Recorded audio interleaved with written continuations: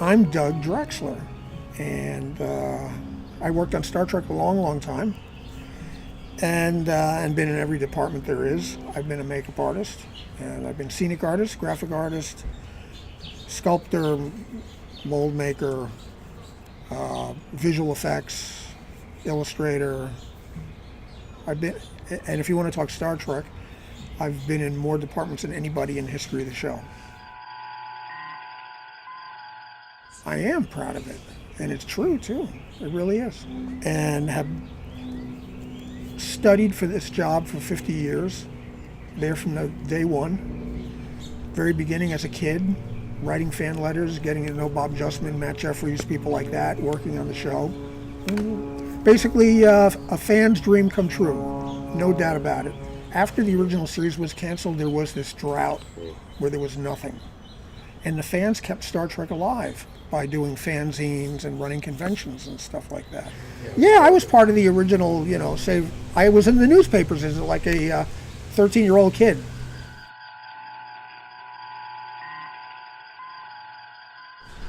I watched Star Trek First Run. As a matter of fact, I watched the entire first season in black and white. How about that? I know people who won't even watch classic movies because they're in black and white. I watch them. And I'll tell you something, it's a very interesting experiment, is turn the color off sometime when you're watching TOS. And try that with a show like Enterprise and see which one is more beautiful in black and white. They shot those original series shows mostly for black. Most people had black and white TVs.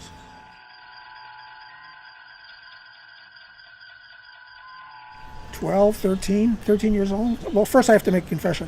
I did not see it the first couple of episodes because my parents wouldn't let me watch TV. I wasn't allowed any television. I had to do my homework, and that was that. And I'm a big science fiction geek. And by that age, I was really well read science fiction-wise. I'd read all the classics, and guys like Asimov and, Heinlein and all those people. Edgar Rice Burroughs and.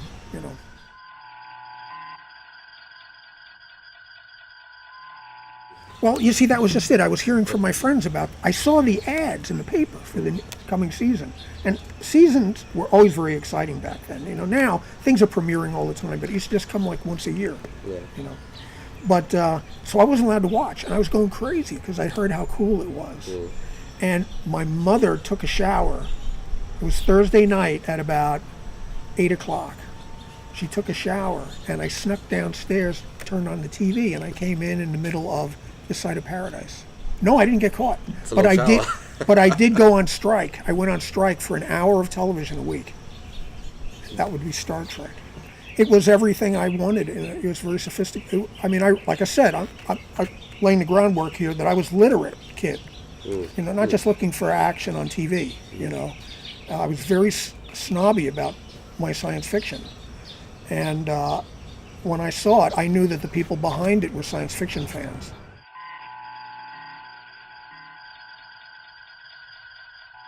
It wasn't about ray guns and explosions and stuff like that. There was actually interesting character things going on. And that's what grabbed me about it. Usually you didn't see that in science fiction shows. There really wasn't a lot of Twilight Zone was an incredible show. The Old Outer Limits was a real groundbreaker, But I think for the most part, the mass public, the mass public that loves science fiction now? Well, they hated it when I was a kid. You were considered a little bit, brain damaged or something. It was for idiots.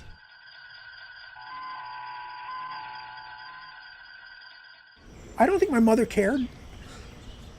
My father would watch it occasionally, and I knew he liked it, but he'd use it to get to me sometimes, to pick on me, tease me, Say something about Scotty's teeth or, which pissed the hell off out of me. I remember Ricardo Delgado, who is an illustrator on Deep Space Nine. He's a Star Wars guy. And he had a son who, after he left Star Trek, they would watch Enterprise. And Ricardo would make fun of the show. He'd make fun of Captain Archer. And his son was a Star Trek kid, as opposed to his father. And Ricardo would make fun of something Archer did, and his son would turn around angrily and say, "Shut up, Dad. He knows what he's doing." That was one of the coolest things. Well, I guess one of the next big memories I have is when the B. Joe Trimble had organized with the Roddenberrys, a fan rebellion. And really, they had never seen anything like it before. There were demonstrations outside of NBC Burbank, And I remember being in the midst of writing letters. There was no internet to do it by. You had to write letters, handwriting letters to NBC.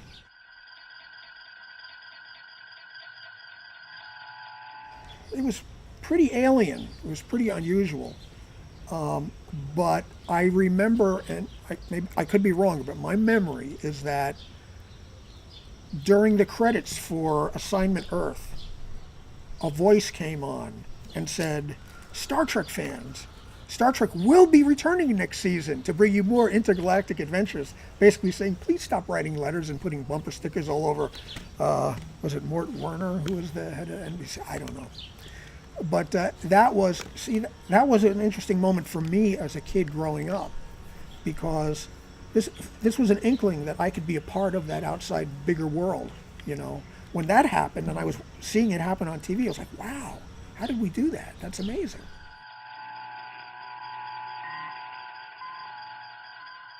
Yeah, there's some really great ones, and there's some really weak ones. You could tell that. I think that each season has its own flavor. Season 1 reads like Gene Roddenberry, because he rewrote like every script in the first season. Season 2 reads like Gene Kuhn, who was a completely different kind of writer, a little more lighthearted. Season 3, stuff got a little derailed for that season, but there are still some really wonderful episodes. The Empath is a wonderful episode. I think that when they moved it, and to say this, I'm a pretty aware kid of how TV works.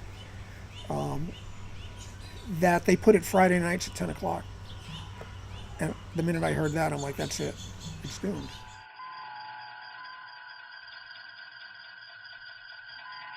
Oh, I felt really bad. As a matter of fact, when the show goes off the air like that, if you're that dedicated to it, you feel like someone died. Those characters are dead, So it's upsetting. It's upsetting.